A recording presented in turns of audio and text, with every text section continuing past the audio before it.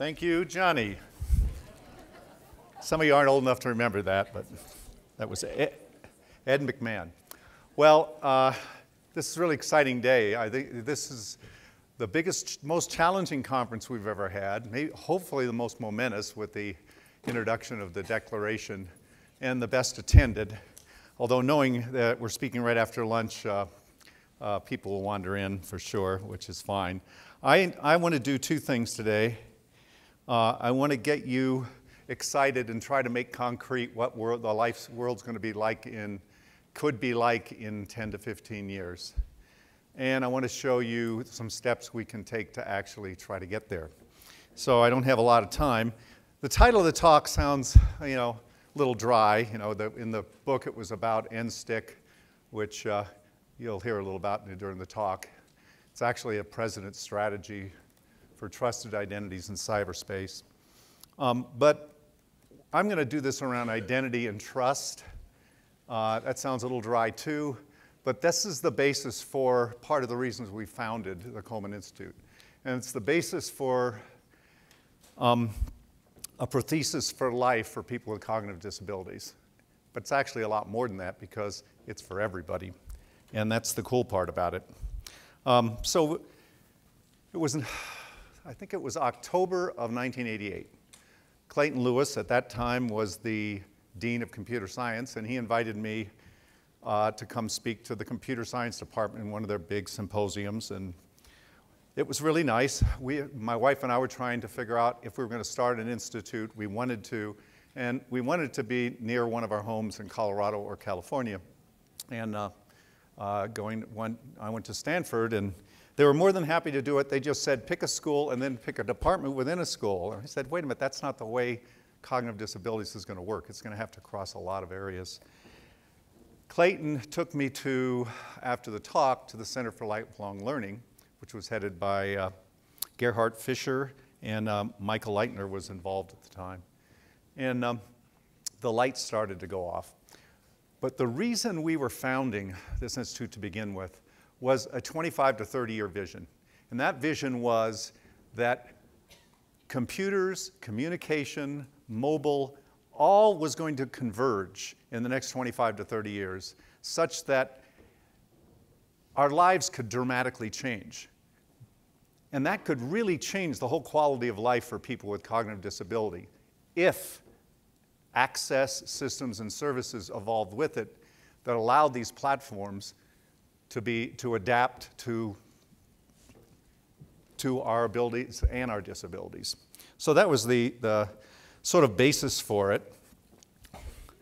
So let me tell you where we are right now in history. And I'm going to start one slide at 100,000 miles, not 100,000 feet. Because I think we're in the most important inflection point in history for mankind during this decade. So when I talk about inflection points, I'm talking about things that are so dramatic that they changed man's lot in life. And it's really, because we have grown through productivity, it's all been about the consensus. It's about working together. So it's been about quantity, quality of communication, and the speed of knowledge creation, or the rate of knowledge creation. Those things have gone through. We're in the third inflection point right now. The obvious one was language, the spoken word. The second was writing, the written word. And right now, the web, the digitized word. Now, so let me tell you, just to give you an inkling of what this means. And I'm going to refer to a study done at Sloan about 10 years ago, MIT Sloan Business School, of the change in life based on increase in productivity. Their analysis was up until the first industrial revolution, the entire history of man through the agricultural revolution, our productivity increased 30%, and that gave us the world that existed 400 years ago. During the two industrial revolutions, our productivity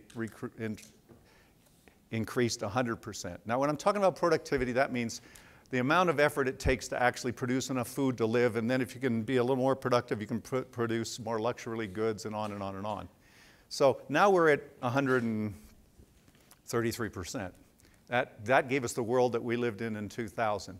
their analysis of what will happen in the next 100 years was a 1,000% increase. Now think about that. That basically offers the possibility that every person on the planet Earth could have enough goods and services to live a middle-class life easily. Now that's the inflection point we're at right now, and it's being driven by two things, the cloud and the web. And what I mean by those two are, the cloud is that thing up there where all our technology will unite. It's going to go beyond the cloud we're thinking of today, because if you haven't heard the term, there's a term called the Internet of Everything. And what that means is the research and what's happening in production, et cetera, everything is going to be online. Everything. And yes, I'm not kidding, including your underwear. I'm not kidding. It's called wearables. We invested in a company in my fund that does wearables that are being worn right now by special service soldiers, by elite athletes, et cetera, that are monitoring everything about their metabolism, their temperature, their heart rate, their breathing, et cetera. And they're not strapped to anything. They just put this stuff on. So, but what that means is everything is going to be part of the cloud. Everything is going to be connected. I mean, your automobiles are going to be connected in real time, back through systems that you can control them. You can buy doorknobs today that are on the internet. You can unlock and lock your house. You can buy garage door openers that are on the internet. You can buy Nest controllers that learn how you actually control your temperature, and they're on the internet, and you can do it remotely in your houses. But everything is going to be on the internet. So this is a really big deal. Now, this talk could be really complex, but where we are right now is a couple things are happening. You know, the first is we're building out the cloud. So the cloud is turning into utility, and we're extending it to all these things. So over the rest of this decade and all the way through next decade, that's going to continue, and it's going to drive costs down like crazy. You won't believe how much costs are going to come down for anything you want that has to do with information technology or communication. And that's a good thing for us, the people here today. But that powers the web, and what do I mean by the web? The web is everything on the end. It's all of us and all those things. And at the same time, what that's going to do is drive convergence of our virtual lives and our physical lives. Okay, so this talk could get really complex, and there could lots of technology that could go over people's heads, and I could use lots of acronyms, et cetera.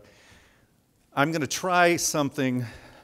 It's a bit of a vision, fanciful thing, but I'm going to describe to you what I think is possible by the end of the next decade. And it's going to be a day of the life in our niece Suzanne. What we're all talking about here is, can we leverage this? Can we leverage this in a way that will give us a better quality of life? So somewhere in the late 2020s, Suzanne's going to be living in an independent home with a few other people who also have abilities and disabilities. And the home is going to wake her up. It's going to, because it's going to, the Internet of Everything, it's going to be connected to her calendar. It knows what she has to do, how long it takes for her to get up and get ready in the morning. So the home will wake her up. Now the next thing she's going to do is something like put on a pair of, Google Glass. Let's just call it Glass, because it's going to be something like that. But it'll be a little more complex than what we're thinking of today. Yes, it'll have a little heads-up display, it'll have a camera, it'll be connected to the internet.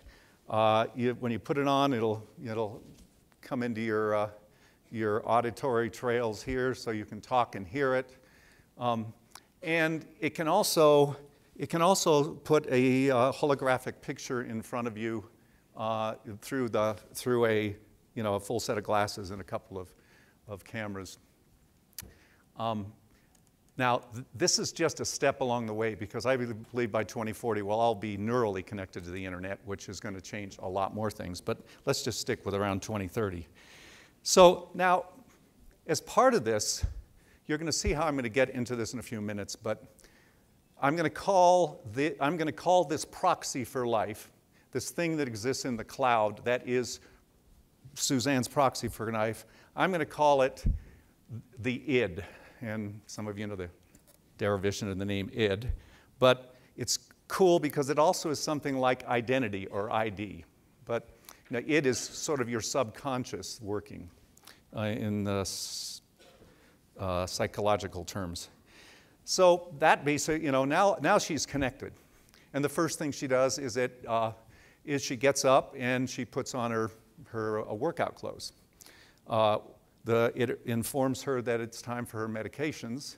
So she goes to the medication dispenser and it dispenses her medications, which are different than yesterday because the system has sensed some changes in her metabolism. She might be getting a cold, so it added a little zinc and vitamin C. She does that, she gets her cereal, and then she goes for her workout. Now, she's preparing for another Special Olympics race, which she does very well and she likes. So she goes downstairs to the gym in their house and starts on the treadmill. Well, she doesn't have to touch the treadmill because the treadmill is also on the Internet of Things. And when she gets there, it's aware of the program that her trainer has worked out for her, and it begins to warm her up.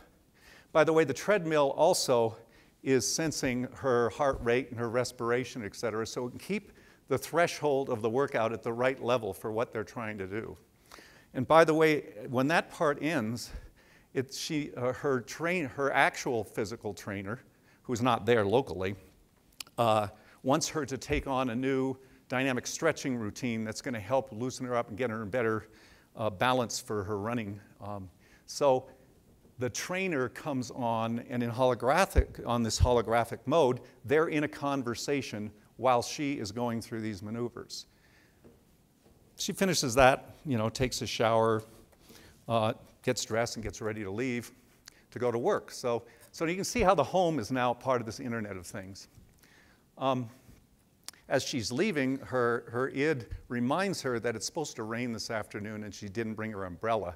So she grabs her umbrella and walks out to the self-driving taxi that has been programmed to be there because it obviously knows her schedule too, and id's taken care of that.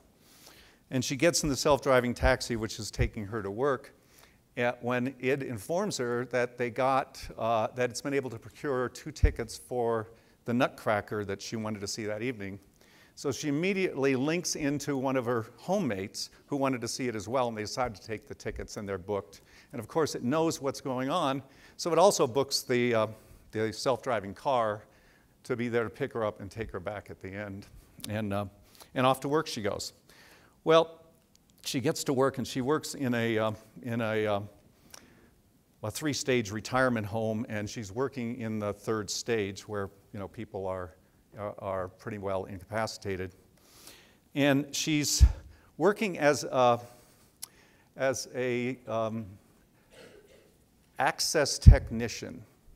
And in this home, they actually, at this point, are doing a stage 3 trial with the H.D. Anderson in Houston. What they've done is that they have some cancer, obviously, cancer victims there, and they've been injected with nano sensors that are running through their bloodstream, constantly being monitored on the internet, that are evaluating conditions. And when it finds conditions, what needs to do is a technician has to be able to bring in the interface, connect the human being up to it, be able to follow in 3D holographic mode the physician or the clinician's requests to help position the patient in the proper ways. So these measurements can be taken. Oh, and by the way, if abnormalities are found, nanobio can be inserted in the bloodstream by the machine remotely by the doctor to try to counteract some of these things. So it turned out that morning they had a change to the whole procedure, and she had to be trained on it. So when she arrived, she she was brought into, she was told to go into the training room where it was a whole 3D holographic working with basically dummies that she was able to interact with the trainer and learn the whole new procedure in about an hour, half an hour, just in time training, and went in and was able to do that. So at the end of the day, you know, she gets to head home and have dinner and go to the theater. Of course, Robocar takes her to the theater. Her id directs her. You don't have to have tickets because as you go in, you're identified, and you're going to see how all this works in a minute. Your device leads you right to your seat, and on the way, if you happen to have pre-ordered a glass of wine or bottle of water, it'll be brought to you. And that's sort of the end of the day. Now, the nice part about this is she's actually getting a living wage now. And because she's getting a living wage, which a lot of people are in this era that currently couldn't have worked, over the time we fixed Medicaid that it became progressive so that we not only she not only got to the point where she didn't have to use much Medicaid, but she's making a living wage, so she's actually paying taxes. Now there's a whole market that's been set up because people you know, with cognitive disabilities now are a marketplace. So people like Morgan Stanley and Goldman, they're bidding for their services, and they've created an entire service that, working with their caretaker or guardian, can set up a budget of how these things work, can actually, you know, invest the money. Since all these are online, all of her bills are being paid by this thing. Plus, she can be given the budget to say, you know, you have an allowance this month of this much for clothes, what do you want? You know, so she's participating in all these kinds of activities. But the net is, all this can be done and probably will be done. I didn't talk about any technologies that are any farther along than what I've talked about before. I mean, of what you can see as a direct line of what's going on today, with the possible exception of trust and identity. Because unless we unless we can do something about that, we're not going to be able to get to this world. Time's going fast. So we're going to have this, now I'm getting back to my talk. We're going to have this cloud and the Internet of everything, and it's going to extend to everything. It can be, as you just heard, the world at my command, or it can be the end of privacy. We're also going to have this web that means our digital and real lives can converge almost at any time. Time and distance sort of disappear. That can be your prothesis for life, or it can be the end of security. So what's missing is trust and identity. So these are the drivers right now that are going on. You know, first, Cloud 2.0 is being built out. That's a very important stage. When it's being built out, so when all the technologies are coming together and companies are forming and other industries are going out of business, et cetera, but it's forming the new thing. So I've already talked about the Internet of everything. Commercialization of IT, bring your own device, whatever you want to call it, just means that the devices are all the same. I mean, you don't even have to be tied to a single device. Every device you come up to should, if it knows about your identity, figure out how to get to it. Convergence of mobile and online, obvious. Big data.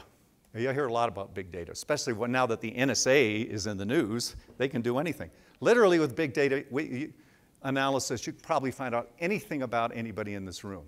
And it's really scary. And it's not just the NSA. Matter of fact, you're much more likely to be breached by commercial companies than you are by NSA, probably by 1,000 times.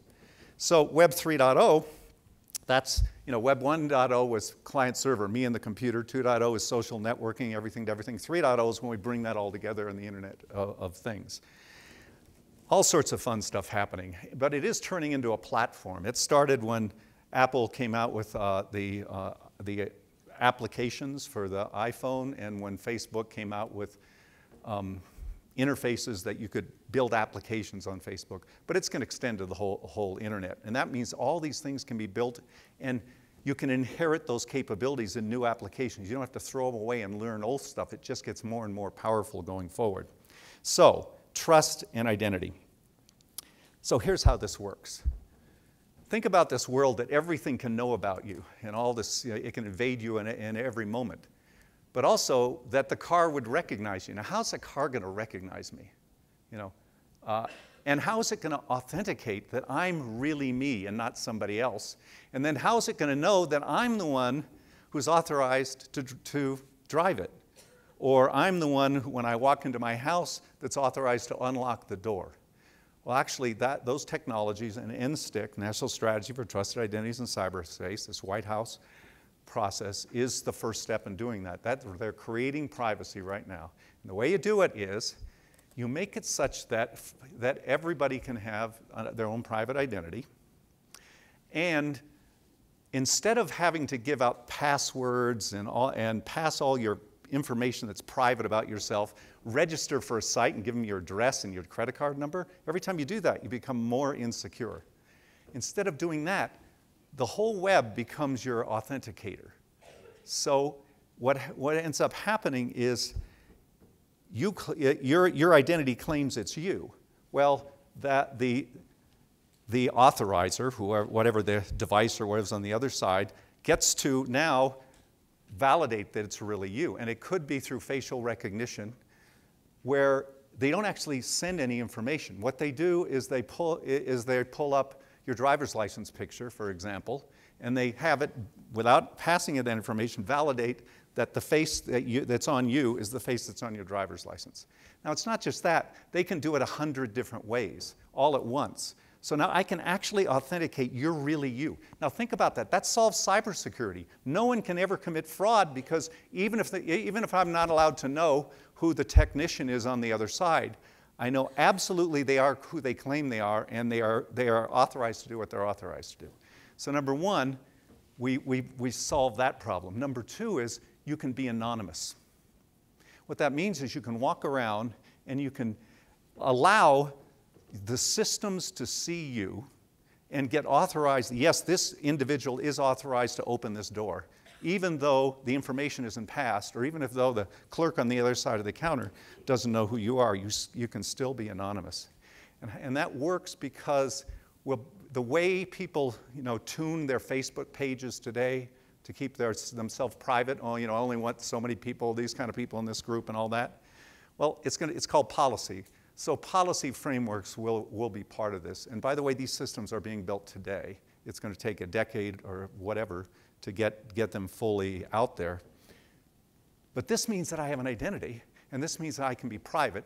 And not only that, all these devices out there all have their own policy.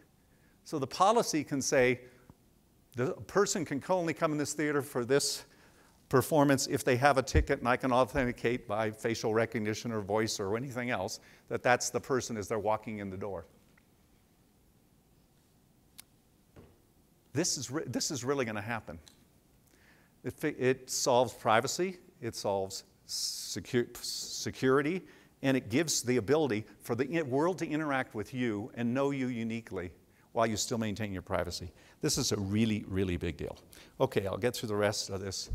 I have a few slides of what this means to people. These are pretty obvious because I've given you my example. The first is digital prosthesis for life. It does all the things I've said, but it can really reduce our dependency on public services and increase tax revenue. The challenges are, first, the standards, as we've heard this morning, don't support all of this. We have to move that forward. I'll give you some suggestions in a moment. And the second is we have to create the ecosystem around that, the support services, et cetera. Now, it takes funding to get this started. I'm going to try to show you that ultimately it's going to be self-supporting more dramatically better, but to get it started, we have to prime the pump. And the answer to can we afford it is we can't afford not to do it. So this is a chart David did a few years ago. And that curve keeps going in the wrong direction. Now, this is for all disabilities, but in the US only. But 60% of the US people that are disabled are cognitive disabled. And if you take the Medicare costs, they per capita, they consume more resources. If we do this, we're going to bend this curve.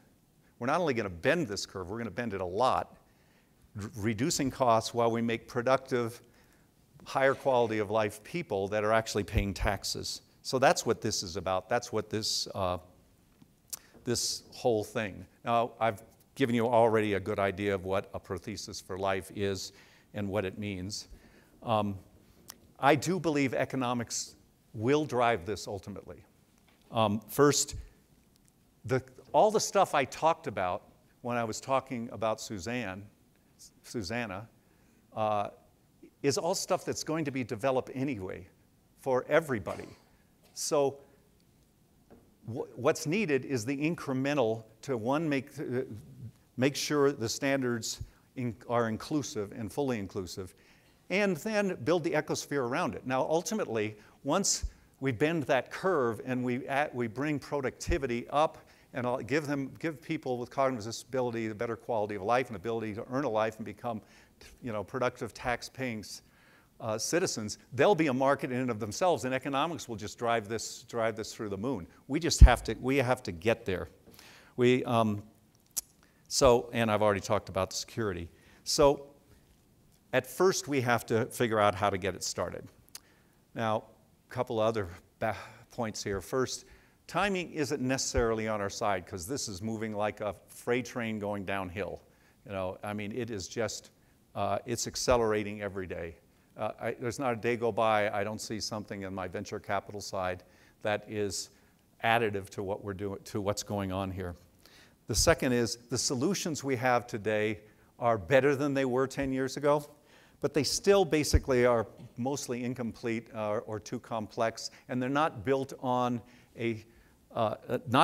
standards that they can be extended instead of replaced in the next generation, that work with the standard off-the-shelf equipment as much, and they're obviously too expensive. So now I'm on my last two slides. How can we make this happen, and how do we get started? Well, a lot of it has to do with working with the government and organizations and industry. First, this whole trust and security and the policy stuff I talked about, that's going to take care of itself. This Internet of Everything that is the promise of dramatically increasing productivity to the whole world, it won't work unless we have these systems. How is a device going to be able to figure out when you walk in the theater that you're the one who's allowed to turn on the lights in the middle of the theater? Unless we've built this whole system that has built into it the ability for your identity to discover the things that are out there and understand whether that's something that they should be dealing with, and the thing itself be able to understand that you're authorized to actually turn on the lights in the theater. That's going to be solved. I call this the fulcrum of the internet, because it's the piece that sits between the cloud and the net, and we solve that problem, we can bring it together. And people will learn to trust their lives on this internet, on this future. Accessibility. Well, standards and their adoption. This is going to be the hard part. You've heard a lot about it this morning. I've got a couple of ideas here. They're not complete, but they're a couple of ideas. I think economics will deal into this. The decoration is a good start because it's going to start a conversation. And I hope you all start twittering. You'll see we have we'll have that slide back up here, and get your friends and family and just keep getting this going as a network effect that builds and builds. The National Institute of Standards must be chartered to do private-public partnership on these standards. And I'll talk about that in my next slide. And we have to incent, the government's going to have to initially incent the adoption of these technologies, and I'll talk about that on my next slide. Oh, good. Affordability. I've said this multiple times. The economics are going to work out in the long term. In the short term, we have to modify Medicaid to make it happen. So, how do we get started? First, I've got made up a little Coleman's accessibility axiom to go along with this. The network capability of intelligently adapting to abilities and disabilities in context to their situation will increase everyone's safety, security, productivity, and quality of life. Now, that isn't limited to people with cognitive disabilities. That's period it. That's the future. So, therefore, we've got to solve this problem because we don't want to be left out. Part of this will depend, when I talk about these policies will all also be working with a personal profile, a profile of your likes and dislikes, some of which can be programmed in, a lot of which the systems will learn. But we need it to be extended to include an inclusive accessibility profile. NSTIC 1.0 that's on right now, the initiative that started about a year and a half ago, is about privacy. We have to take it one step farther and extend it to identity and the identity profile standards so that all systems can adopt and configure themselves to this kind of profile. The second is accessibility standards. Well, when Bush administration came in, Section 508 was ratified as part of the New Freedom Initiative in February of 2002, and Coleman Institute was invited to represent the signing by the president. I was lucky enough to represent us, and for Title I, which was accessibility and technology. Before I went, I asked David about it, and he said, well, it's all very good except one thing, there's no teeth. So I brought that up with the head of the policy on the White House staff, and he got back a couple days later, this was before the signing, and said, well, I'm sorry, Mr. Coleman, the bill is totally done, we can't do anything about it, but the president will fix it. So we had the signing. As soon as I left, I got a call from this